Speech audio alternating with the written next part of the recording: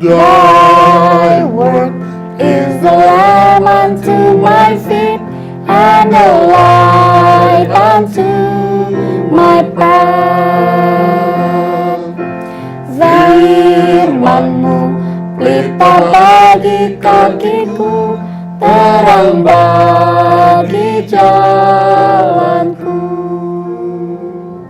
Shalom, selamat berjumpa kembali di acara Bacaan Alkitab Umat Advent Sedunia yang disebut Revive by His Word. Dalam bahasa Indonesia kita sebutkan Dibangunkan oleh firman-Nya. Pemirsa, kembali kita akan membaca Alkitab bersama saya, Saudari Sovereign Siringoringo. Shalom. Puji Tuhan, beliau yang akan membaca Alkitab kita saat ini dan akan diterangkan, disimpulkan, dan diaplikasikan oleh Saudara Wilson Sianipar. Shalom. Puji Tuhan. Mari kita awali dengan undang Roh Kudus sebelum membaca firman Tuhan. Kembali, Saudari Sovereign akan pimpin kita dalam doa. Kita berdoa. Terpujilah Engkau di tempatmu yang kudus ya Bapa.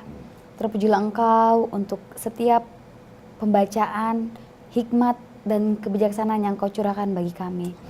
Saat ini Bapa, kami maupun yang pemirsa yang ada di rumah masing-masing beserta dengan keluarganya pada saat ini, kami rindu sekali untuk boleh membaca akan firman Tuhan. Kami rindu sekali dapat dikuatkan kembali melalui firman Tuhan, terutama dalam buku Ayub ini.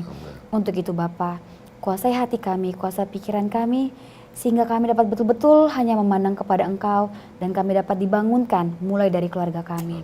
Untuk itu Bapa, nyatakanlah kehendak-Mu bagi masing-masing kami pada saat ini. Karena acara ini kami serahkan dalam tangan-Mu, anak-Mu yang kudus, Yesus Kristus, Tuhan dan Juru Selamat kami. Amin. Saat ini kita akan membaca Ayub pasal 11. Anjuran Zofar supaya Ayub merendahkan diri di hadapan Allah. Maka berbicaralah Zofar orang Naamah. Apakah orang yang banyak bicara tidak harus dijawab? Apakah orang yang banyak mulut harus dibenarkan? Apakah orang harus diam terhadap bualmu? Dan kalau engkau mengolok-olok, apakah tidak ada yang mempermalukan engkau? Katamu, pengajaranku murni dan aku bersih di matamu. Tetapi mudah-mudahan Allah sendiri berfirman dan membuka mulutnya terhadap engkau dan memberitakan kepadamu rahasia hikmat. Karena itu ajaib bagi pengertian, maka engkau akan mengetahui bahwa Allah tidak memperhitungkan bagimu sebagian daripada kesalahanmu. Dapatkah engkau memahami hakikat Allah, menyelami batas-batas kekuasaan yang maha kuasa?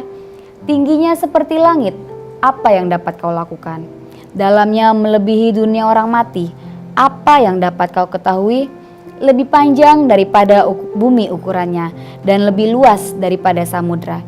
Apabila ia lewat melakukan penangkapan dan mengadakan pengadilan, siapa dapat menghalanginya? Karena ia mengenal penipu dan melihat kejahatan tanpa mengamat-amatinya.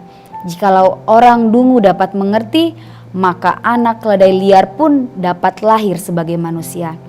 Jikalau engkau ini menyediakan hatimu dan menadahkan tanganmu kepadanya, jikalau engkau menjauhkan kejahatan dalam tanganmu dan tidak membiarkan kecurangan ada dalam kemahmu, maka sesungguhnya engkau dapat mengangkat mukamu tanpa celah, dan engkau akan berdiri teguh dan tidak akan takut.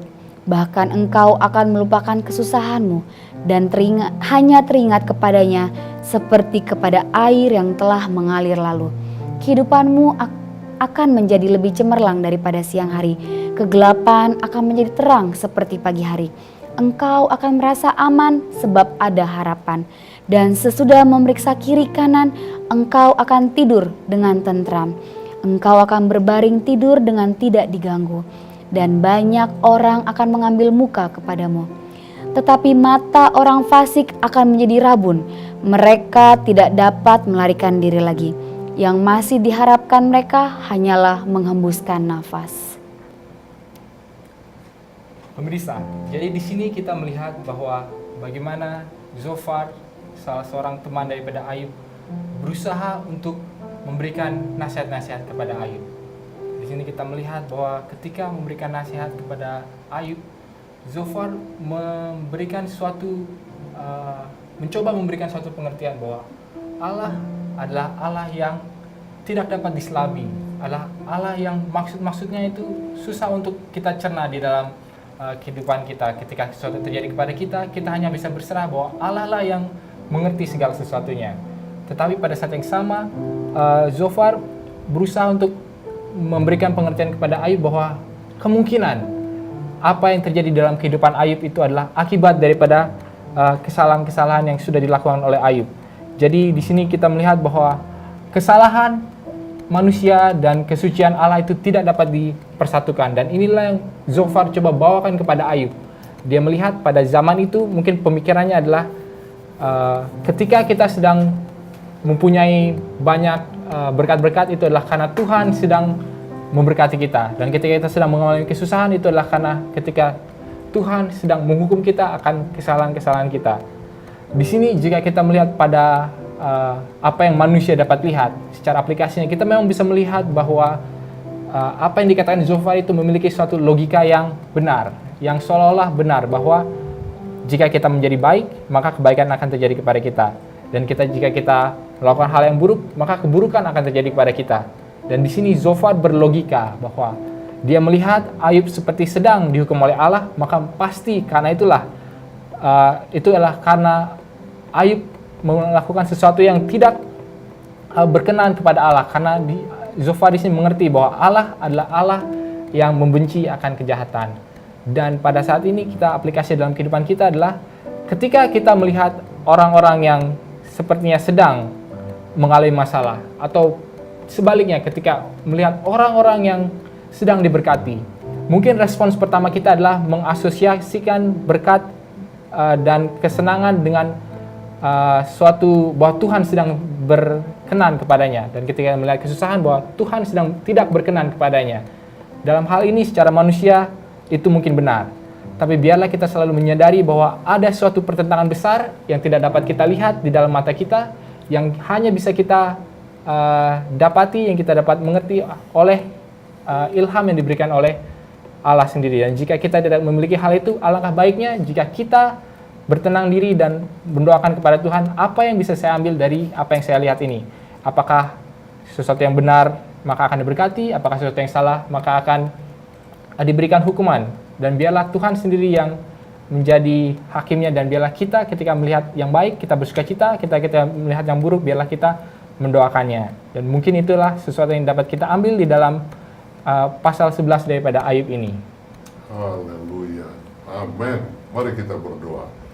Bapa di surga, Allah yang baik, terima kasih Tuhan karena hari ini kami boleh mempelajari Ayub pasal 11, di mana Zofar mencoba memberikan nasihat kepada Ayub, yang mana dia melihat penderitaan Ayub oleh karena kesalahannya sehingga Allah menghukum dia.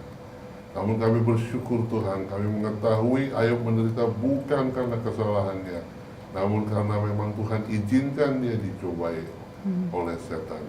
Dan kami dapat aplikasinya pada saat ini yang telah disampaikan oleh Saudara Wilson. Apapun yang terjadi dalam kehidupan kita, janganlah kita cepat-cepat menghakimi orang lain oleh karena kesalahannya ataupun oleh karena kebenarannya. Tapi yang pasti, mari kita berserah kepada Tuhan dan percaya Tuhan kita itu adalah Tuhan yang baik. Kalaupun ada yang terjadi sesuatu dalam hidup kita, ada pertentangan besar yang sedang terjadi antara Tuhan dan setan. Tuhan, diberkatilah seluruh umat, pemirsa yang telah mendengar akan pembahasan pasal ini.